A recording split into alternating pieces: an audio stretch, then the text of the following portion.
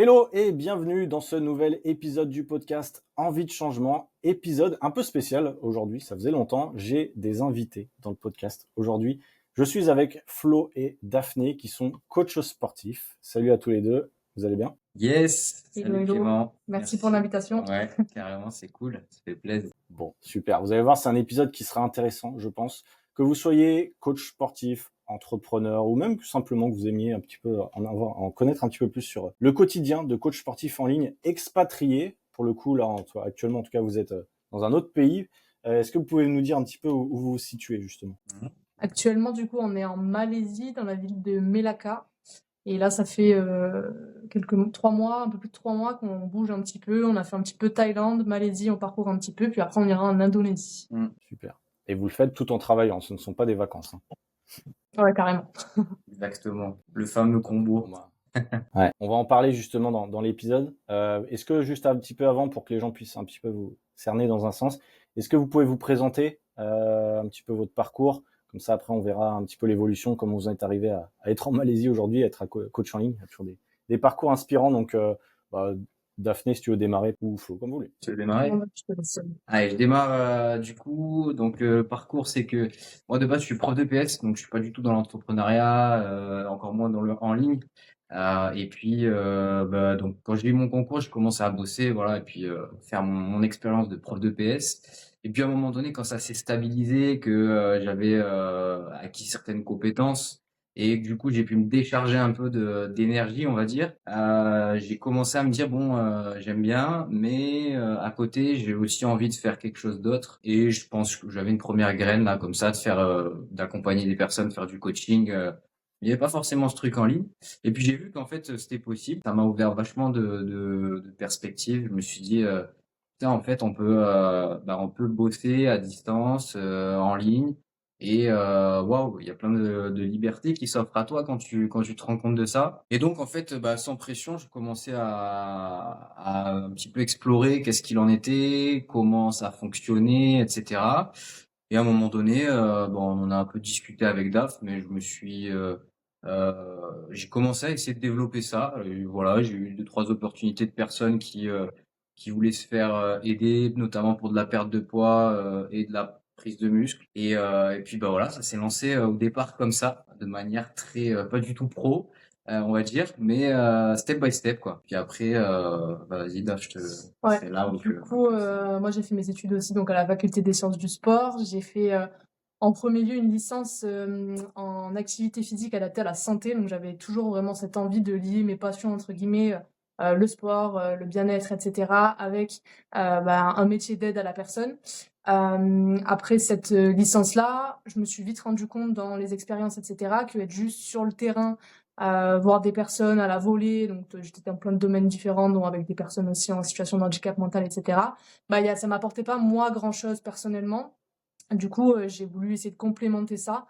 J'ai fait du coup une licence de gestion de développement de structures sportives, où en stage j'ai été agent de développement sport santé. Et c'était un métier qui me plaisait bien, qui était complet. On était vraiment dans le développement de ces projets-là, où on pouvait partir du début à la fin et en même temps pouvoir être sur le terrain. Donc c'était quelque chose qui me plaisait bien. Et après ça, j'ai commencé à bosser un petit peu que sur le terrain parce que mes licences ne me permettaient pas de faire ça. À ce moment-là, avec Flo, on s'est mis ensemble, du coup, à ce moment-là à peu près. Et prof, il est parti dans le Nord. Du coup, j'ai suivi. J'ai suivi à Paris. Et à ce moment-là, j'étais un petit peu perdue. Qu'est-ce que je veux faire exactement? La peur de se lancer aussi. Et je suis partie sur un master management du sport. Donc encore autre chose. Et après ça, il y a eu le Covid. Qui m'a totalement perdue également. Et il y avait aussi ce truc-là qu'on était là-haut, on savait qu'on allait redescendre dans le sud parce que du coup on est du sud de base. Et du coup j'arrivais pas à savoir ce que je voulais faire, où je voulais aller, à m'investir dans un projet. Et en plus, sortie de Covid, tout ce qui était management, événements sportifs et tout, c'était à zéro quoi. Et c'était à ce moment-là que Flo, lui pendant le Covid, il a commencé à avoir des personnes qui étaient intéressées, parce que du coup il a pas forcément dit, mais grand fervent de musculation, et de toutes ces démarches-là, santé, nutrition, depuis déjà un bon moment. Les personnes ont commencé à le contacter et en fait, il a cette idée, lui, qui a germé. Et je me suis dit, allez, je vais suivre Flo, qui me propose gentiment qu'on essaie de créer ça à deux. Et du coup, on a commencé à se lancer doucement, comme je disais, de manière non professionnelle, Ouais. à monter nos petits trucs à droite à gauche, commencer à lancer aussi Instagram, dont on parlera peut-être sûrement après, qui était absolument zéro. Et petit à petit, voilà, on a essayé de se professionnaliser étape par étape. Ouais, et c'est là où on s'est formé pour se professionnaliser justement, et c'est là d'ailleurs où on s'est rencontrés dans cette formation. On a fait connaissance, qui était une formation pour aider les coachs en ligne justement à développer leur business. Donc c'est là où réellement on s'est professionnalisé et ça a commencé à devenir une vraie activité, plus un truc juste secondaire, quoi. Comment vous vous êtes dit, ou pourquoi vous vous êtes dit que c'était possible? Parce qu'à l'époque, quand on s'est lancé, c'était je sais plus exactement quand est-ce que vous avez rejoint, c'est à peu près après, en même temps que moi. Moi, je suis entré en 2021, je crois. Donc vous, ça devait être à peu près par là, Ouais, je pense. ça Ça doit doit être être à peu près, ouais. Et à l'époque, il y avait quelques coachs sportifs, mais c'était pas, enfin, à l'époque, c'était il y a pas si longtemps que ça, on a l'impression que c'était il y a 10 ans. Il y avait pas tant de coachs sportifs en ligne. Qu'est-ce qui vous a fait croire, entre guillemets, que c'était possible, justement, de gagner de l'argent en ligne, sans voir les gens, sans les coacher? Qu'est-ce qui a fait ce déclic-là? Bah, c'est tout con, hein, mais moi personnellement, c'est vraiment en fait, le contenu organique de cette personne qui on a rejoint sa formation, donc Loan Boucher, Ouais, ouais, ouais. où il faisait des vidéos YouTube, et en fait que j'en consommais beaucoup. Je consommais en fait toutes ces vidéos YouTube parce que c'était très riche en valeur, et aussi en, comme tu dis, en preuve sociale, comme quoi en fait ouais, il t'expliquait par A plus B que c'était possible, et ça se tenait carrément. Donc c'est comme ça en fait que de fil en aiguille, la petite graine qui était plantée a commencé à pousser, en se disant ouais, en fait c'est quelque chose qui est valable, qui est possible. Et c'est vrai qu'en réfléchissant, tu te dis, bah, t'es en ligne, mais t'as des outils qui peuvent te permettre de, en fait, suivre des personnes, encore mieux que quand tu fais uniquement du présentiel, comme Daf le disait, à la volée. Et donc, en testant, on s'est rendu compte que, ouais, c'était même très viable, en termes de résultats, quoi. Moi, si je peux donner mon truc à moi, c'est Flo qui s'est vraiment investi dans le projet de base. Et moi, je l'ai un peu pris comme déjà, j'allais dire un passe-temps, mais pas vraiment un passe-temps parce que parfois ça me saoulait plus qu'autre chose, mais comme un à côté. Je me disais, bah, si on peut se faire un peu de sous de plus, pourquoi pas. Moi, j'avais l'ambition toujours à ce moment-là de devenir agent de développement sport santé que j'ai après totalement abandonné parce que toutes les conditions, etc., m'allaient pas du tout. Mais c'est vrai que pour l'instant, enfin au départ en tout cas, moi j'avais vraiment ce truc-là de ah ben Flo il a vu ça peut être sympa, allez pourquoi pas, parce que de toute façon je sais que je peux faire, que quand j'aide des personnes en présentiel, ce qu'elles ont besoin c'est toujours de plus. On va voir. Mais j'étais pas, tu vois, certaine de pouvoir vivre de ça à un moment, quoi. Est-ce que vous auriez imaginé être au point où vous en êtes aujourd'hui? Donc, peut-être 3 ans après, 3 ans peut-être. Vous auriez imaginé une seconde pouvoir avoir cette crois vision? pas. Non, Je crois pas, non. clairement pas. Et puis, ce qu'elle a dit Daf, c'est très vrai. C'est-à-dire que Daf, elle était vraiment dans la démarche, voilà, à côté. Et finalement, moi aussi, parce que j'avais mon boulot de prof de PS. Du coup, pas de pression. Et c'était vraiment, bon, voilà, on va voir ce que ça donne. Même si à un moment donné, on a investi pour se former. On n'avait pas vraiment de pression, et du coup, c'était pas un coup près, quoi. On pouvait se planter, même faire cette formation où bon, on y croyait, mais c'était pas all-in, quoi. Et du coup, ça a permis d'être serein, et de voir un petit peu au jour le jour ce que ça donnait, quoi. Ok. Quelles ont été les étapes, justement? Donc vous avez eu la chance, enfin pas la chance, vous avez pris le parti de vous faire accompagner dès le début. C'était mon cas aussi. Je pense que c'est la meilleure décision possible. Mais quelles ont été les étapes, justement, de passer de je suis coach sportif, ou voilà, j'ai des connaissances dans la nutrition, dans le coaching, à j'arrive à attirer du monde via des réseaux, des gens qui me connaissent comment on dit, ni d'Ève ni d'Adam, voilà, qui connaissent vraiment pas. Et aujourd'hui avoir, je sais pas combien de clients vous avez, on en reparlera après, mais avoir des dizaines de clients en ligne et pouvoir travailler partout dans le monde. Quelles ont été les premières étapes pour quelqu'un qui se débute, justement? Qu'est-ce qu'il faudrait qu'il mette en place potentiellement? Ouais, alors nous, déjà, les premières étapes, en fait, avant de se faire accompagner, on a commencé un peu seul, en suivant les vidéos sur YouTube, etc. Et on était à fond dans créer des posts Insta, on mettait des journées pour créer des posts, etc. Qui, en fait, nous amenaient absolument personne. Mais vraiment, pendant des mois, je pense qu'on était à fond. En plus, j'avais pas de boulot à ce moment-là, c'était vraiment juste après les études. Et Passer des heures. on passait des heures, on n'avait absolument rien. Et Je pense que c'est après on a eu un peu de bouche à oreille au final de connaissances qui savaient qu'on voilà, on était dans ce domaine-là, qui nous connaissaient de la fac, etc., qui en parlaient autour d'eux à leurs parents, etc. Donc on a commencé à avoir des premiers clients au final de bouche à oreille parce qu'ils nous faisaient confiance, Très peu, en vrai. mais très peu. Ouais. Et au final, c'est quand tu t'es lancé, parce qu'au départ, Flo s'est lancé tout seul dans la formation, que tu as commencé à suivre les étapes, en fait, un plan d'action au final qui avait déjà fait ses preuves avec d'autres personnes, que là, ça a commencé à mieux fonctionner. Ouais, on avait du coup des posts qui étaient plus concordants sur les réseaux sociaux, où on faisait aussi plus d'appels à l'action, différentes stratégies aussi pour permettre de créer du lien au final avec les personnes qui nous suivaient, parce qu'on n'en avait pas forcément beaucoup avant. Et je pense que c'est là aussi que ça a commencé à faire un peu plus de différence. Ouais, carrément. Et puis, ce qui nous a poussé à nous former davantage, c'est qu'on s'est rendu compte que ce qu'on faisait, c'était pas efficace, quoi. Ouais, on brassait de l'air. On brassait de l'air de ouf et on a perdu vachement de temps. Et du coup, quand on a eu confiance en fait à quelqu'un qui parlait spécifiquement du coup, et on pourra peut-être y revenir, mais voilà, qui est niché pour les coachs sportifs justement, pour développer leur business en ligne, ça nous a vachement parlé. Enfin moi dans un premier temps. Et c'est ça qui a fait le déclic, quoi. C'est qu'il y avait cette personne-là qui était très nichée, qui nous parlait directement, et nous qui étions en galère à mettre plein d'efforts sur quelque chose qui donnait pas grand-chose. Ouais. Comment vous avez fait justement pour trouver, c'est la question que vous pourrez se poser, pour trouver vos premiers clients? Parce que c'est pas évident, je pense. Qu'est-ce que vous pourriez conseiller même à quelqu'un qui démarre aujourd'hui sur ce truc-là de trouver des clients? La grosse problématique concrètement. En fait, c'est ce dont on s'est rendu compte et ce qui a été encore plus confirmé dans la formation qu'on a suivie, où dans un premier temps, c'est vraiment de checker dans son entourage des personnes qui ont la problématique que nous on résout en fait de les contacter. Alors la petite astuce, c'est de pas les contacter directement en leur disant ah t'es en galère sur cette problématique, vas-y viens je vais t'aider.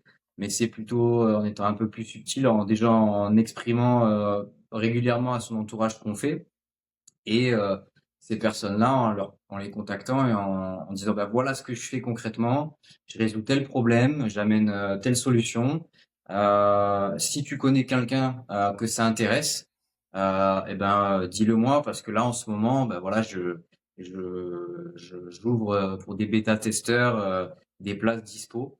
Et en fait, ce qui se passe, c'est que vu que ces personnes-là ont la problématique que toi tu résous, en fait, ils disent ah ouais, moi je suis intéressé. Alors des fois ils nous recommandent des personnes, mais très souvent moi je suis intéressé. Et donc le dialogue commence et c'est là où tu discutes de pourquoi pas aider ces gens-là finalement pour résoudre leurs problèmes, quoi. Donc c'est comme ça qu'on a eu nos premiers clients. La question que je voulais vous poser, c'est important, c'est au niveau du positionnement. On dit toujours qu'il faut se nicher, etc. Effectivement, on recommande, et c'est très bien, de parler à son entourage au démarrage, de regarder autour de soi. Mais quand on commence et qu'on connaît personne, par exemple, on dit souvent qu'il faut se nicher. Aujourd'hui, vous êtes expert pour les femmes. Mais est-ce qu'au démarrage, ça a été le cas? Comment vous avez fait cette étape d'arriver jusqu'à la niche que vous avez aujourd'hui? Tu vois ce que je veux dire? Ouais. Tout démarrage, on était un peu dans le tout, j'allais dire tout et n'importe quoi. Bon, non, pas tout et n'importe quoi, mais on s'était ni positionné sur femmes, hommes, perte de gras, prise de muscle, etc. Ouais. Si je dis pas de bêtises. Ouais, non. On a commencé à aider plusieurs types de personnes, et puis au fur et à mesure, aider quelques personnes qui avaient des objectifs différents au final. Et assez rapidement, je dirais quand même, on a compris qu'il fallait pouvoir parler à un type de personnes spécifiques pour que les personnes se reconnaissent et que du coup en fait on soit bien plus crédible et qu'on leur donne bien plus d'envie parce qu'elles se disent ces personnes-là sont experts dans le domaine qui moi m'intéresse, donc la perte de poids au final dans lequel on a décidé de se lancer pour les femmes. Et c'est comme ça que du coup on a commencé à se nicher, mais c'est vrai qu'au début on avait besoin finalement d'avoir des clients. Donc, dès que quelqu'un voulait se faire accompagner, prise de muscle, perte de poids, homme, femme, peu importe, on prenait un peu tout le monde. Et du coup, c'était pas beaucoup de monde. Non, du coup, c'était pas beaucoup de monde. Et après, très rapidement, on a synthétisé, on a justement nicher notre message Ouais. Et pour parler plus, mais aussi pour amener plus de résultats parce que, en fait, forcément, on s'est spécialisé dans quelque chose, donc on connaît mieux les problématiques, etc. ouais. Et d'où c'est venu? Alors, il y a plusieurs choses. C'est qu'il y a un besoin, une demande forte dans cette niche-là. Et après, c'est aussi histoire perso. Notamment, moi, j'ai ma maman qui était directement touchée par ça. Donc, c'est quelque chose qui me aider ces femmes-là dans le même profil qu'elles. Ça me parlait beaucoup parce que je sais quelle souffrance ça amène. Et donc, c'était très personnel finalement. Toi, Daf, Moi, je bossais dans une salle ouais. d'électrostimulation à ce moment-là et je me rendais compte que toutes les personnes qui venaient, elles étaient en surpoids et qu'elles pensaient qu'en faisant 30 minutes d'activité physique, donc d'électrostimulation dans la semaine, allait changer les choses.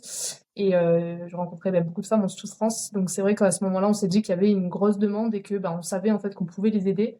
C'est aussi une période où moi, j'avais quand même pas mal de doutes sur le fait de se nicher parce que je me disais, mais du coup, on aura moins de monde. Parce que du coup, là, les personnes qui viennent pour la prise de masse, on va les perdre. Et au final, c'était une belle erreur de penser ça. C'était pas mal de craintes. Et vaut mieux trouver les personnes avec qui on a envie de travailler assez rapidement, je pense, pour se spécialiser, leur parler vraiment plus, les toucher plus aussi et faire grossir son business plus vite. Ouais, ça, c'est un vrai dilemme, effectivement, quand on débute. Personne veut se nicher parce qu'on a tous peur de perdre du monde. Et au final, tu te rends compte que ceux qui réussissent, ce sont ceux qui sont le plus nichés. Mais c'est dur à croire, hein, c'est dur à croire, c'est vrai. Il y a beaucoup C'est de clair. coachs avec qui j'échange qui sont dans cette problématique-là. On essaie de trouver des niches, Ouais. effectivement. Donc vous, votre niche, si on devait la définir peut-être en une phrase un petit peu longue, c'est quoi exactement pour que les gens Ouais. puissent cerner? En fait, on aide des femmes qui ont généralement entre 28 et 45 ans à perdre du poids de manière définitive sans qu'elles aient besoin de se frustrer, en les aidant à se créer des habitudes qui leur correspondent. Et souvent, c'est des femmes qui ont testé de nombreuses choses, des régimes, des un peu tout et n'importe quoi, les pilules miracles, etc. Et qui sont un peu désabusées, qui sont limite des fois fatalistes à se dire purée, mais en fait, j'y arriverai jamais. Ce que vivait en fait clairement ma maman. Donc et donc nous en fait on leur amène une solution qui leur correspond, qu'elles peuvent conserver sur le long terme, qui va du coup d'une part leur amener des résultats, mais surtout des résultats durables grâce à ces fameuses habitudes qui génèrent peu de friction. Et je sais que tu es fervent défenseur des habitudes également. Et donc voilà quel type de femmes on aide et comment on les aide. J'ai une question pour quelqu'un soit qui est coach sportif ou même qui voudrait en savoir plus.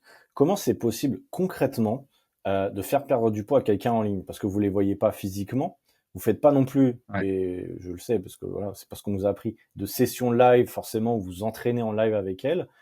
Comment c'est possible justement que vous nous parlerez peut-être des résultats, mais on le sait tous, en ligne, vous avez beaucoup plus de résultats même qu'en présentiel. Comment c'est possible finalement? Qu'est-ce que vous mettez en place avec elle? Ouais, c'est une bonne question. Tu veux commencer à répondre, Oui, vas-y. En gros, pour nous, il y a plusieurs piliers qui fonctionnent très bien. Le premier, c'est en fait que en ligne, avec les outils qu'on a, avec WhatsApp, en fait, c'est d'avoir des points de contact réguliers et du coup, beaucoup d'humains. Et ces personnes-là, en fait, elles n'ont pas besoin d'avoir le plan forcément. Elles n'ont pas besoin en premier lieu, c'est pas la super séance, c'est pas les super menus, etc. Elles ont besoin d'avoir une personne qui va être à leur côté, qui va les aider à croire en elles, qui va leur apporter de la confiance, qui va les motiver, et donc du coup ce qui est génial en ligne, c'est que ça tu peux l'avoir régulièrement, ces points de contact. Nous on peut échanger, elles peuvent échanger quotidiennement avec nous quasiment. Donc ça c'est vraiment le premier point, je pense, qui est vraiment indispensable. Euh, Également dans ce soutien, ce qui fonctionne très bien, c'est que à distance, on peut créer plus facilement des communautés aussi de femmes. En fait, toutes les femmes qu'on accompagne, on a créé une communauté qu'on a appelée la Team Wonder Woman, qui sont en fait toutes les femmes qu'on aide, qui du coup sont dans la même niche, qui ont les mêmes problématiques, qui rencontrent les mêmes difficultés, qui ont les mêmes objectifs à peu près. Et du coup, elles se soutiennent entre elles parce qu'elles ont des parcours qui se rejoignent, etc., des expériences vécues communes. Et donc, pareil, ça amène un gros boost énorme Ce qui peut-être est plus complexe à faire en présentiel parce que il y a peut-être moins de contacts réguliers, alors que là, c'est le cas. Et on peut très bien aussi, ce qui peut super bien marcher, c'est de faire de l'hybride aussi à ce niveau-là, avec des rencontres, comme on faisait finalement nous dans notre formation, des rencontres ponctuelles qui amènent également un gros boost. Et après, il y a une autre chose aussi qui est super intéressante, c'est que vu que les contacts ils sont réguliers, on connaît très bien les personnes, et donc du coup, on peut leur donner un plan qui correspond exactement à leur situation, leur contexte de vie, leur emploi du temps, etc. On peut tout adapter au quotidien, on peut être très flexible parce qu'on a des échanges réguliers. Et je pense que ça aussi, ça aide beaucoup à finalement limiter au maximum la friction pour que les personnes elles puissent adhérer au plan qu'on leur propose et il n'y a pas une semaine, 2 semaines, 3 semaines, un mois qui s'écoule entre deux points de contact. Le plan, il peut être au quotidien quasiment modulé pour qu'il y ait cette fameuse adhérence qui amène des résultats sur le long terme. Ouais, au final, comment on leur fait perdre du poids? Un peu pareil qu'en présentiel sur le fait qu'elles ont leur séance, Ouais. sauf qu'on n'est pas derrière elles pour les faire. Elles ont leur plan, elles le suivent, elles ont aussi leur plan alimentaire.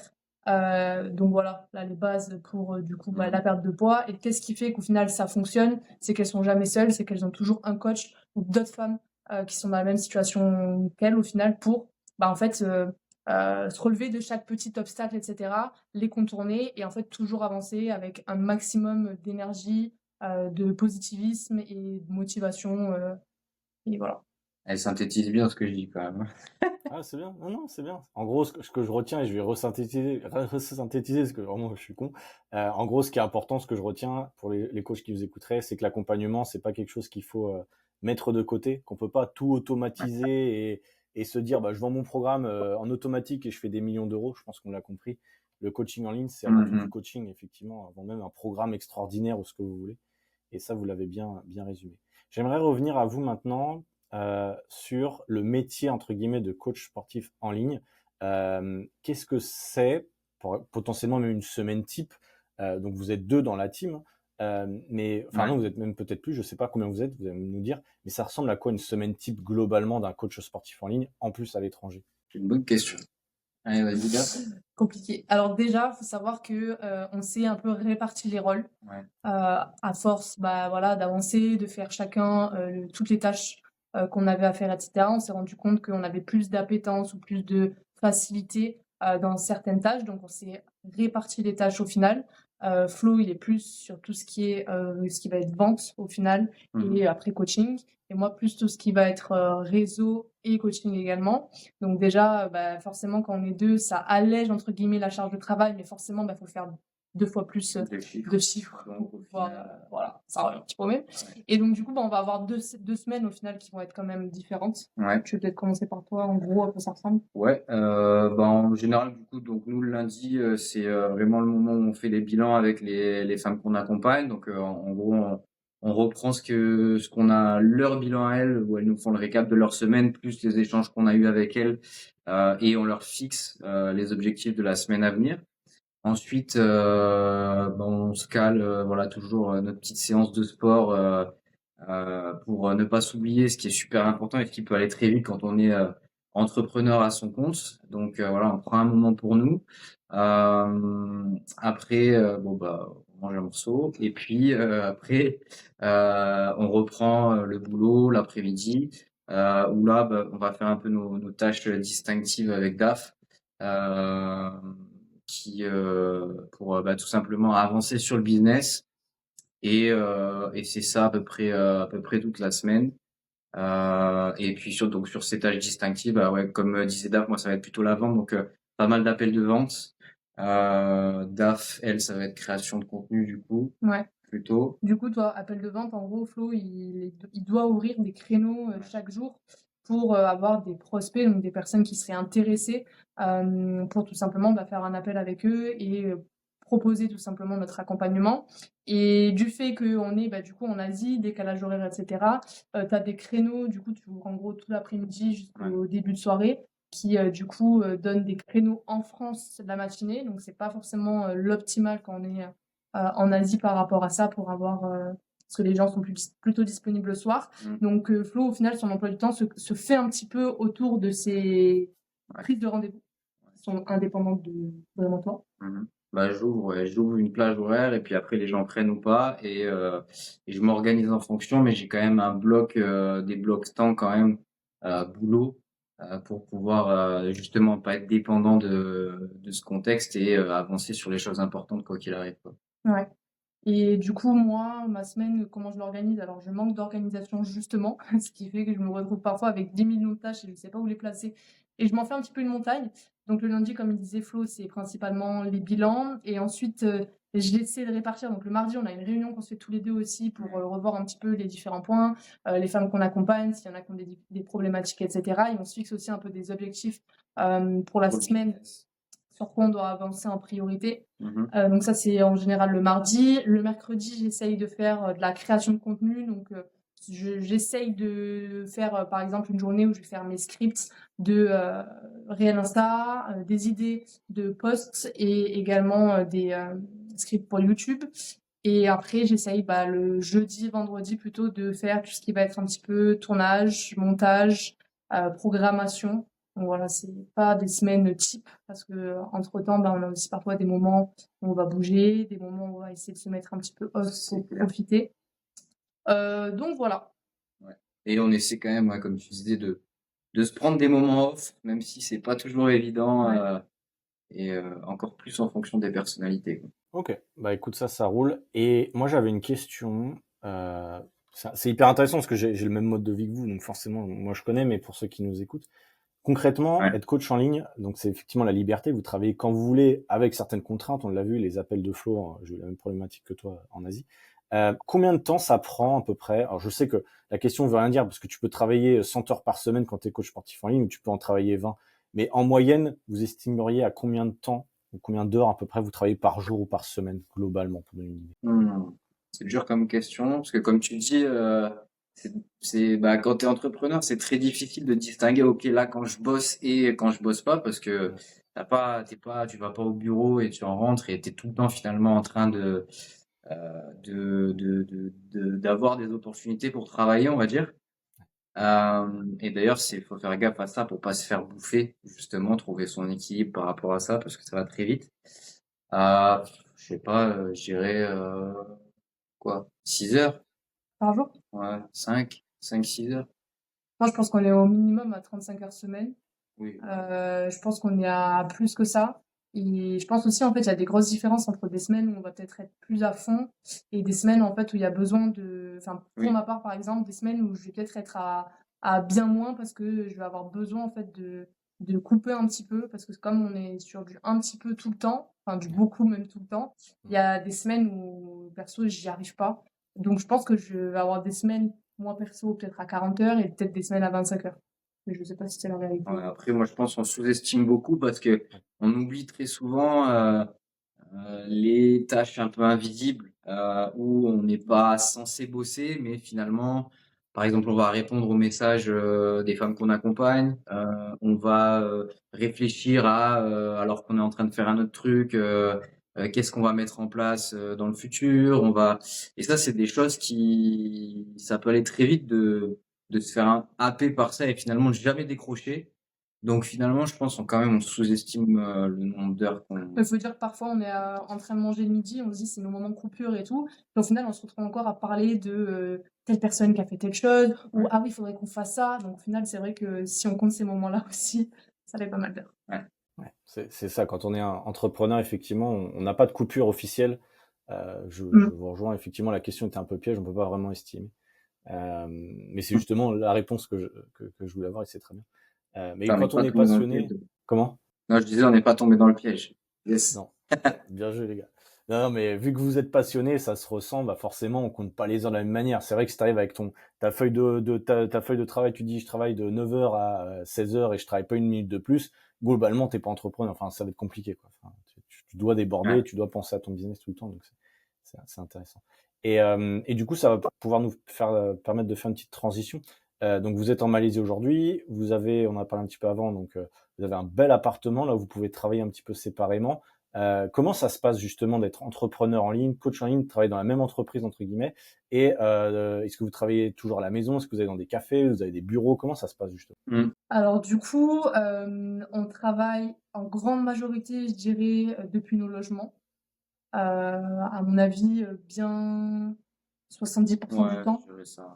Et en fonction des endroits où on est, s'il y a un café pas trop loin, un café qui est agréable, où bah voilà, on peut Ou quand un même être logement un qui est un peu, peu galère. ou un logement qui est un peu galère d'ailleurs, que ce soit en termes Petit. d'internet ou trop petit ou autre, on va aussi pas mal dans des cafés. C'est un truc qu'on fait quand même bien plus quand on est en Asie qu'en France. Ouais. En France, on y va peut-être une fois par semaine, le dimanche, pour se dire que c'est quand même un peu plus détente. Mais ouais, je pense que grande majorité du temps, si on a un logement qui est sympa, on va bosser du logement. Et sinon, café, ou quand on a aussi envie un petit peu plus de dire qu'on profite un petit peu aussi, on va aller un peu dans des cafés. Ouais. Et c'est important l'atmosphère aussi de là où on bosse et de bosser dans une atmosphère sympa. Donc du coup, si le logement il est un peu pourri Ouais. et que c'est pas une très bonne ambiance, on va plus aller dans un café. Là, par exemple, le logement est cool, il y a de l'espace, on a nos endroits posés, on va peut-être moins y aller. Et il y a aussi un truc du fait qu'on soit en couple, où c'est vrai que bah des fois, on va avoir le besoin peut-être de pas bosser dans le même lieu pour justement avoir un peu son moment perso, enfin pas perso, mais pas être l'un sur l'autre, Concentration, quoi. quoi. Ouais, pas être l'un sur l'autre et puis bah pour le coup se retrouver à midi et puis avoir l'impression de rentrer du boulot et pouvoir discuter d'autres choses, se retrouver quoi. Mmh. Ouais, ça c'est effectivement un vrai enjeu. Quand on est tout seul, entrepreneur, moi j'ai fait aussi longtemps tout seul, on peut souffrir de solitude. Mais quand on est en couple, on peut aussi souffrir dans un sens du fait d'être toujours l'un sur l'autre, l'un dans l'autre. Donc c'est vrai qu'il faut trouver le juste milieu. Et quand on est tout seul, entrepreneur tout seul, c'est bien aussi les cafés des fois pour sortir de sa cave, entre guillemets, et de voir d'autres mondes. Mais je pense qu'en couple c'est pareil, sortir un peu de sa cave. Ouais. Moi j'aime bien aussi, j'appelle ça la cave, mais c'est un peu ça. Pour voir un petit peu le monde extérieur. Parce que quand on est entrepreneur, c'est vrai qu'on peut bosser à la maison toute la semaine, même dans un autre pays. Et ça, la question que je me posais, c'est comment vous faites pour voyager, découvrir un pays, mais en même temps, vous travaillez 6 heures par jour dans l'appartement, par exemple.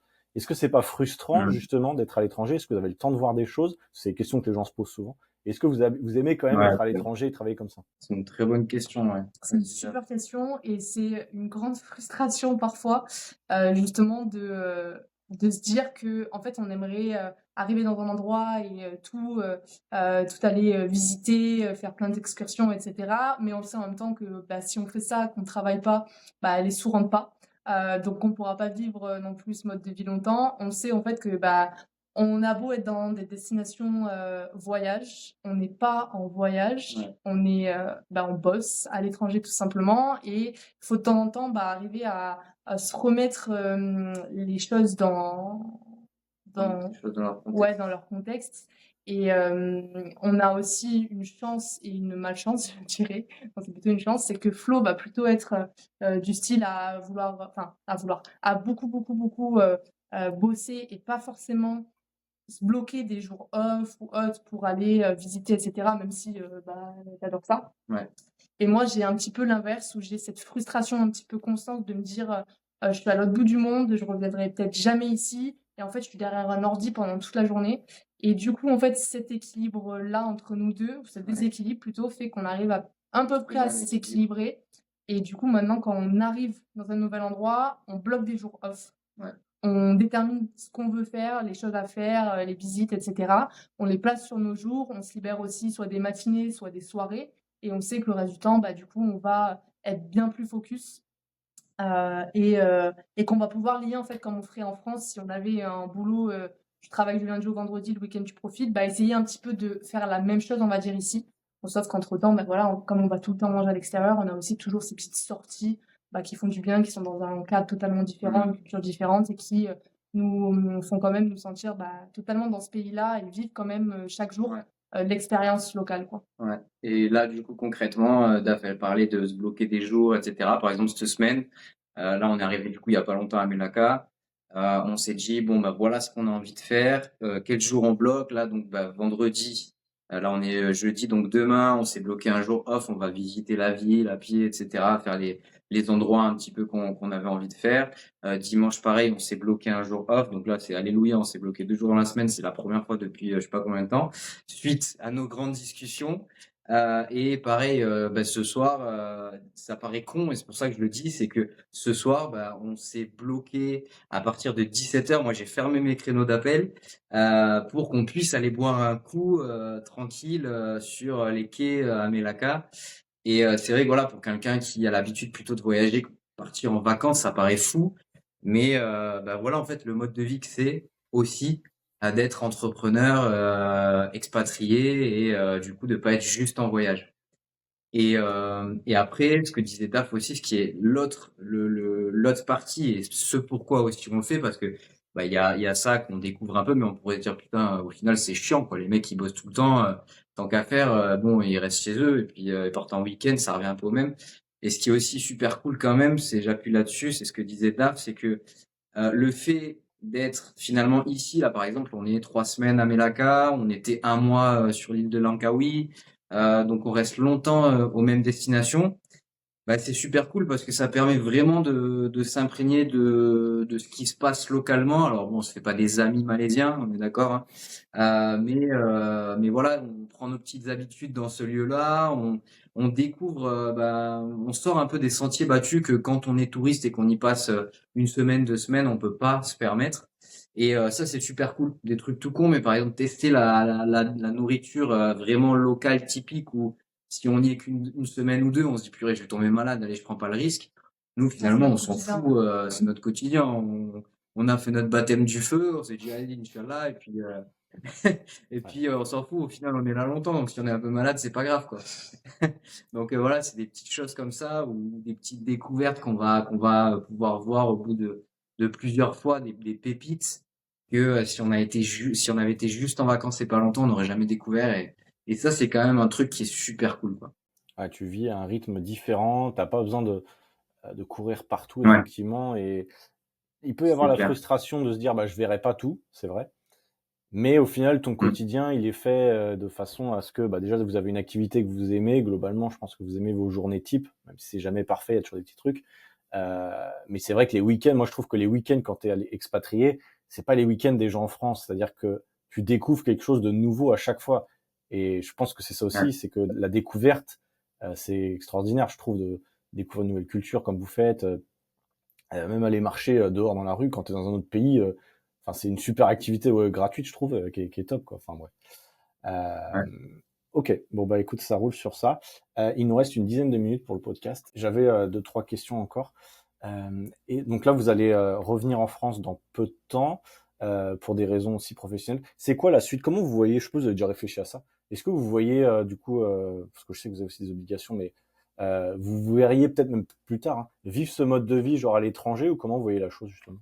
Du coup, là, ça fait 2 ans d'affilée qu'on part en gros 6 mois de l'année.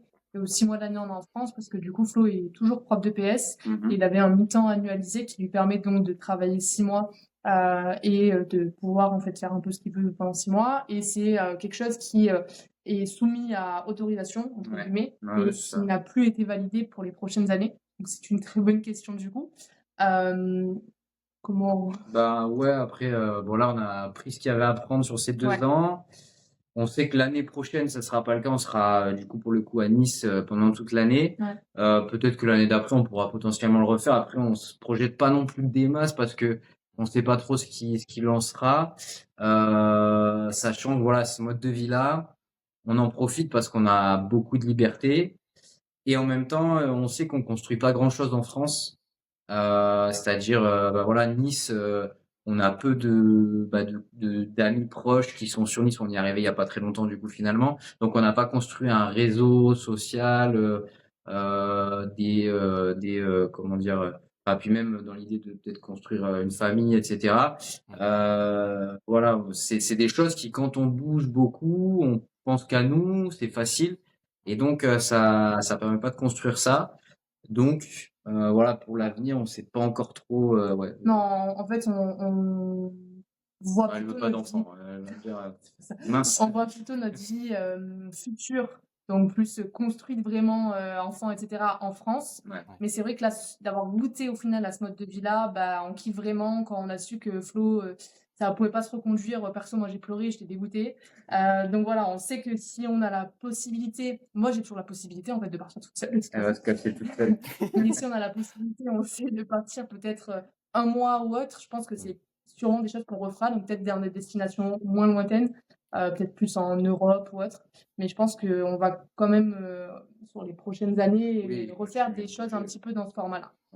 Je vous ai pas demandé au démarrage du podcast, vous avez quel âge? Parce qu'il y a des gens, ils nous écoutent, ils vous voient pas. Et du coup, on peut pas trop savoir. Ouais.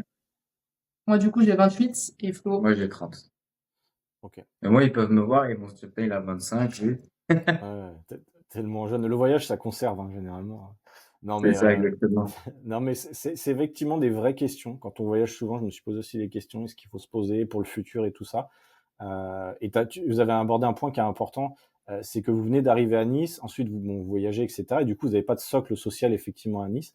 Et c'est vrai que quand tu voyages tout le temps, en fait, tu peux pas te faire d'amis. Enfin, ou tu peux te faire des connaissances potentiellement, mais tu peux pas te faire d'amis vraiment puisque tu es toujours en train de bouger. Et c'est aussi un des revers revers de la médaille, putain, j'arrive pas à dire, du voyage, c'est que c'est vrai que bah du coup, comment faire quoi. Alors, vous avez des connaissances numériques ou des amis numériques aussi via la formation et tout ça, parce que vous avez rencontré du monde et ça c'est cool. Heureusement d'ailleurs que vous avez les formations sur lesquelles vous avez des gens que vous rencontrez et tout ça, parce que sinon c'est vrai qu'on peut se sentir vite seul. Mais ouais, ça c'est important effectivement d'en parler. Bah, merci pour la transparence surtout aussi, parce que là on parle vraiment des difficultés et de la réalité du terrain. C'est pas juste vous bossez sur les cocotiers et vous en branlez pas une et tout roule. Non, il y a des vrais dilemmes, hein, de vie. Hein. Ah, c'est clair. Et juste pour terminer, on va faire un retour, un virage à 360. Vous avez rejoint la formation de Le Plan Instagram il y a quelques mois de cela. Donc c'était pour donc la formation que j'ai créée, c'était pour optimiser vos réseaux sociaux. Donc vous avez déjà un process de vente, parce que vous avez fait la formation qu'on avait fait aussi ensemble il y a quelques mois, années.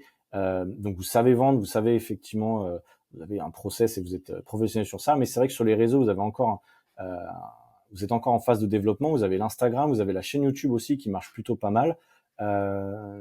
Quel est votre déjà peut-être quelles sont les choses que vous avez mis en place qui ont bien fonctionné là sur les dernières semaines, ou quel est le futur de vos réseaux? Comment vous voyez un peu la chose? Peut-être plus Daphné du coup. Ouais. Ce qui a pas mal fonctionné sur les dernières semaines, au final, c'est de s'être un peu, je veux dire, concentré sur YouTube, mais je me suis pas plus concentrée. J'ai utilisé justement ce qu'on voyait dans la formation, le plan Instagram, sur tout ce qui va être authenticité, apport de valeur, etc. Je me suis un petit peu concentrée sur toutes ces choses, tous ces tips que tu nous donnes aussi pour construire mes vidéos YouTube tout simplement. Et c'est des vidéos qui ont plutôt pas mal marché. J'avais aussi fait du coup les tips de mettre des lead magnets. Donc tu nous en avais reparlé ça d'ailleurs. On n'utilisait plus du tout nos lead magnets, pardon, on en a plein, on les utilisait plus du tout. Et le fait de les avoir un petit peu remis au goût du jour, en fait, juste reproposés, que ce soit sur Instagram en story ou en post, mais aussi sous certaines vidéos YouTube, bah, on a eu beaucoup de monde qui sont rentrés dans notre écosystème grâce à ça. On a aussi, bah, du coup, pas mal ces derniers temps cherché à montrer un petit peu plus qui on était sur les réseaux. C'était quelque chose qu'on avait totalement oublié. On était un peu passé dans le allez, on fait des réels simples, catcheur des gens. On avait du coup pas mal de gens qui commençaient à plus nous suivre, etc. Mais en fait, qui savaient pas du tout qui on était, qui nous rejoignaient avec une vidéo et une phrase d'accroche sur Instagram et c'est tout. Et là, on s'est bien plus concentré sur essayer de montrer qui on était. Et du coup, ça se ressent un petit peu dans les conversations et aussi dans les gens qu'il faut en appel, qui regardent notre contenu. Voilà, ce qui revient souvent, c'est que ils aiment notre énergie, ils aiment notre bienveillance. Et donc, on se concentre sur ça sur les dernières semaines. Donc voilà par rapport à ça. Et quelle est notre vision du coup un petit peu pour le futur? Je pense que c'est exploiter au maximum qui on est. Chose qu'on fait pas trop, on parle pas trop ni de nous, ni de notre histoire, ni du pourquoi on fait tout ça. Et c'est des choses qu'on se rend compte qui sont au final les plus importantes, qui vont donner le plus de confiance aux personnes et qui vont leur donner de travailler avec nous au final pour qui on est, et pas parce qu'on connaît telle ou telle chose. Donc c'est vraiment l'axe qu'on a envie de prendre de plus en plus. Ça demande quand même un petit peu de temps, j'ai envie de dire, pour sortir un petit peu des scripts, sortir un petit peu des choses qu'on a l'habitude de faire et oser se montrer un peu plus, oser être plus authentique et aussi s'enlever de la tête que bah voilà, on va avoir aussi des retours parfois qui seront négatifs et que ce sera pas forcément sur nous, mais soit sur ce qu'on va dire, soit sur ce que ça le reflète, etc. Parce que c'est pas forcément toujours simple aussi. Mais du coup, c'est l'axe qu'on aura vraiment envie de donner pour les prochains temps. C'est nous, en fait, notre authenticité et pourquoi les personnes devraient nous choisir si elles sentent qu'il y a feeling. Ouais. Super intéressant effectivement et bah, bon courage pour cette création de contenu. Je sais que vous êtes beaucoup plus mis en avant. C'est pas toujours évident. Vous le faisiez déjà un peu sur YouTube, mais là du coup plus sur Insta. Et on le voit bien. Puis et la bonne humeur, je vous rejoins. D'ailleurs, je mettrai vos réseaux sociaux pour ceux et celles qui veulent regarder ce que vous faites sur votre Instagram et sur votre chaîne YouTube. Mais c'est ça, c'est prendre les sujets de la perte de poids, mais vraiment expliquer ça de façon simple, efficace, mais aussi avec de la bonne humeur, en présentant les choses. Et globalement, vous ressentirez la même énergie, parce que déjà dans le podcast, ça se ressent. Vous avez une bonne énergie, et je pense que les gens qui regarderont sur les réels que vous avez créés, tout ça, vous verrez ou vous ressentirez la bonne énergie. Et le fait de se différencier un petit peu, en parlant un petit peu de leur quotidien, des clients qu'ils accompagnent, vous allez vous différencier. Alors c'est vrai que ça se fait pas du jour au lendemain, vous n'allez pas attirer des milliers de clients avec ça, ou des milliers de followers du jour au lendemain. Mais je pense, et je sais ce que je vous avais dit, sur le moyen long terme, c'est ce qui fera la différence par rapport à des coachs qui effectivement juste copie-collent ce qu'ils voient ou font des réels tout simples, comme c'est le cas de beaucoup, et qui au bout d'un moment se retrouvent face à un mur. Donc bon. En tout cas, merci beaucoup Florian et Daphné d'avoir participé à ce podcast. On aurait pu parler encore beaucoup plus longtemps. Très honnêtement, il y avait plein de sujets qu'on aurait pu creuser. Mais en tout cas, c'était super intéressant. Vous avez été très transparent. Et puis voilà, en tout cas, un grand plaisir. Merci à vous deux. Et puis, bah, bonne continuation. Profitez bien de la Malaisie. Et puis à très bientôt. Yes. Merci Clem, merci à toi, c'était cool.